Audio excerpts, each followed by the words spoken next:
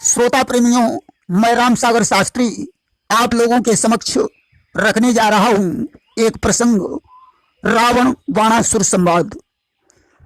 देखिए, जिस समय सीता जी के स्वयंवर में नाना देशों के राजागण एकत्रित हुए और महाराज जनक ने सभा के मध्य में शिव के धनुष को रखवाकर यह प्रतिज्ञा की कि जो वीर इस धनुष का खंडन करेगा उसी के साथ सीता का विवाह होगा।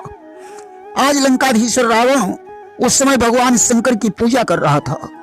अचानक उसे अपशकुन होने लगे। उसकी बाईं भुजा और बाईं आंख फड़कने लगी। आंखों के आगे काले नाग नजर आने लगे। उसे ऐसा आभास हुआ मानो चारों दिशाओं में श्रृगाल रो रहे हैं, लंका पर गीध और कौवे मंडरा रहे हैं। ऐसा दृश्य देखकर उसकी आंखों में आंसू आ गए। अस्तु रावण हाथ जोड़कर भगवान शंकर से पूछने लगा कि शंकर भगवान, आज मुझको हुआ है क्या? बाईं भुज दंड आंख कान फरफराते क्यों? आंखों के सामने से छाए जात चकाचौंध, काले भयंकर बहुनाग नजर आते क्यों? चारों दिशाओं में रोते श्रृगाल बहु, लंका की ओर काग गीध मडराते क्यों? कहते हैं कमलू बेग, मतलब बताओ मोही, कारण ये कौन नैन नीर भर लाते क्यों? उस समय मंदिर में एक वाणी हुई कि हे रावण, मिथिलापुर में राजा जनक ने सीता का स्वयंवर किया है। उन्होंने प्रण किया है कि जो वीर धनुष का खंडन करेगा उसी के साथ सीता का विवाह होगा। कि सुन लंकेश वीर मिथिलापुर रंग भूमि, सीता के स्वयंवर हित जनक जी ने ठान की। तोरेगा चाप शिव शंकर का भूप जौन, वीरों में पाई जय ब्याहि ले जान की। रावण आज विचार करने लगा, अगर यह बात है तो मैं अवश्य स्वयंवर में जाऊंगा और जनक की प्रतिज्ञा को पूरा करके सीता से विवाह करूंगा। कि अच्छा जनक का प्रण पूरा करूंगा मैं, हरूंगा वीरता करोड़ों बलवान की। कहते हैं कमलू दास मिथिलापुर जाऊंगा, लाऊंगा जानकी जय शंकर भगवान की। इधर तो रावण ने स्वयंवर में जाने का विचार बनाया और उधर सोनितपुर का राजा बाणासुर भगवान शंकर के ध्यान में मग्न था। अचानक उसकी समाधि भंग हो गई। उसने भगवान शंकर से पूछा कि हे प्रभु, अचानक मेरी समाधि भंग होने का क्या कारण है? भगवान शंकर की कृपा से आज उसे सारा रहस्य ज्ञात हो गया कि मिथिलापुर में सीता का स्वयंवर हो रहा है। लंकाधीश्वर रावण भी उस स्वयंवर में जाना चाहता है। अगर मुझसे पहले रावण वहां पहुंच गया तो वह अभिमानी अपनी मनमानी करेगा, इसलिए मुझे ये अनर्थ रोकना पड़ेगा।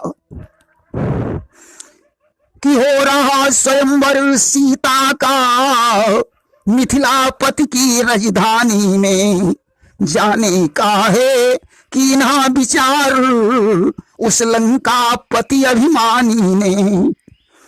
घर पहुंच गया रावण पहले तो फिर अनर्थ हो जाएगा। वह पापी अभिमानी रावण मनमानी कर दिखलाएगा। अस्तु बाणासुर ने हाथों में गदा उठाई और स्वयंवर के लिए प्रस्थान कर दिया।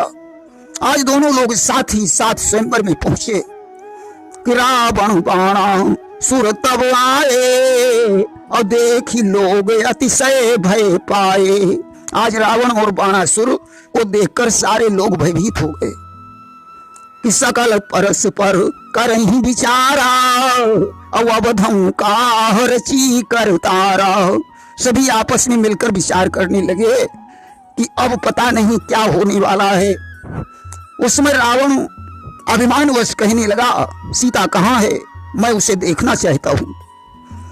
कि तब रावण बोले ओ हर साई, और कहाँ सिया सो देहु दिखाई। मैं धनुष तोड़कर उसे लंका में ले जाऊंगा। उस समय बाणासुर कहने लगा, रावण तुम्हें बहुत बड़ा अभिमान है, तुम गुरुदेव शंकर के धनुष को तोड़ना चाहते हो। रावण ने कहा, बाणासुर मेरे साथ हुज्जत मत कीजिए, अरे मैं वो रावण हूं जिसकी भुजाओं की शक्ति के आगे काल ने भी अपनी हार स्वीकार की है। मेरी प्रचंड शक्ति के आगे इंद्र और सूर्य को भी झुकना पड़ा। मैंने कैलाश पर्वत को उठाया है कि मेरे भुज दंडन ते देखी देखी खंड खंड भाज ब्रह्मंड हूं ते काल कीनो गौन है। परम प्रचंड नवखंड में अखंड फैलो देख के प्रताप मारतंड डोले मौन है। देत देत दंड धननाथ भय द्रव्यहीन सुनत को दंड चंद्र इंद्र मानो जौन है। बाहुकंड छत्र दंड सो सुमेरु तोलो जाई खीन सुंड माली को दंड गर्भ कौन है। रावण की बात सुनकर बाणासुर को गुस्सा आ गया और वह रावण से कहने लगा कि बाणासुर तब कहा रिसाई औ तुम बड़े असुर अन्यायी। रावण तुम अन्याय की बात कर रही हो। मैंने भी तुम्हारी वीरता की चर्चा सुनी है। एक रावण जब पाताल में गया था तो उसे बालकों ने बांध करके घुड़शाला में झूला झुलाया था। उसके दसों शीशों पर दीपक जलाए थे। उसके भी 10 शीश और 20 भुजाएं थीं, जिसे मेरे पिता बलि ने दया आने पर मुक्त कर दिया था कि एक रावण को पाताल में बालकों ने बांध के घुड़शाला में डाल के झूला झुलाया था। 10 थे शीश 10 दीप धरे बार बारी और मेरे पितु राजा बलि जाई के छुड़ाया था। क्या आप वही रावण हैं या मैं किसी दूसरे रावण की चर्चा कर रहा हूं। एक रावण को जल विहार करते समय सहस्रा बाहु बांध कर ले गया था, जिसे पुलस्त जी छुड़ा लाए थे। और एक रावण को बाली ने अपनी बगल में दबाया था। इनमें से आप कौन से रावण हैं। एक रावण को जल विहार करते सहस्रबाहु बांध ले गया तो मुनि पुलस्त ने छुड़ाया था। कहते हैं कमलूदास रावण हैं कौन आप। एक रावण को बाली ने काख में दबाया था। रावण ने कहा बाणासुर तुम्हें नहीं मालूम, मैंने करोड़ों बार अपने शीश को काट काट कर भगवान शंकर पर चढ़ाया है। 33 कोटि देवता मेरे अधीन हैं। सूर्य और चंद्रमा हमारे दीपक हैं। मेघ मेरे घर में पानी भरते हैं। पवन देव झाड़ू लगाते हैं। मैंने काल को पाटी में बांध रखा है कि करोड़ों बार शीश मैंने शिव को चढ़ाए दिए। कैलाश को उठाए लियो ठोक कर ताल को। 33 कोटि देव इंद्र परे जेल में डरते हैं देव सुनि नाम मेरे लाल को। चांद और सूरज दोनों हमारे यहाँ पानी भरने का काम सदा दिगपाल को। सोने की लंका में झाड़ू देत पवन रोज बांधे हैं कमलूदास पाटी में काल को। रावण कहने लगा बाणासुर शायद तुम मुझे जानता ही नहीं है कि बोला तुझको यह ज्ञात नहीं। मैं काल जीत मत वाला हूँ जिसके काटे का मंत्र नहीं। ऐसा भुजंग विषवाला हूँ। मेरी इन बड़ी भुजाओं ने पर्वत कैलाश उठाया है। यम इंद्र कुबेर वरुण मंडल इन बाणों से थर्राया है। श्री सूर्य देव संकेतों पर पूरब से पश्चिम जाता है। इच्छा पर मेरी पवन देव ठंडाता है गरमाता है। मुझसा पंडित मुझसा योधा त्रिभुवन में और न दूजा है। अपनी शीशों को काट काट शंकर को मैंने पूजा है। आज रावण की बात सुनकर बाणासुर को क्रोध आ गया। उसने कहा लंकेश तुम अपनी वीरता की बार बार प्रशंसा करते हो। मेरे पिता बलि ने भगवान विष्णु को दान दिया था।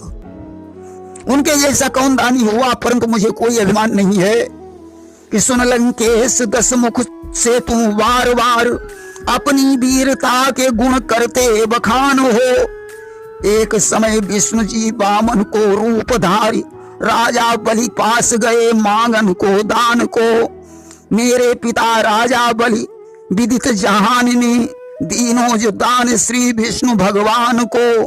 कहते हैं कमल उदास कहो ना किसी से कियो, नहीं आज तक कियो मैंने अभिमान को। रावण ने कहा बाणासुर, मैं इस धनुष को तोड़ने के बाद तेरे अभिमान को भी चूर्ण कर दूंगा कि धनुष तोड़ी तेरो मद तोड़ूं अपुरी उठाई सिंधु महाबोरऊं।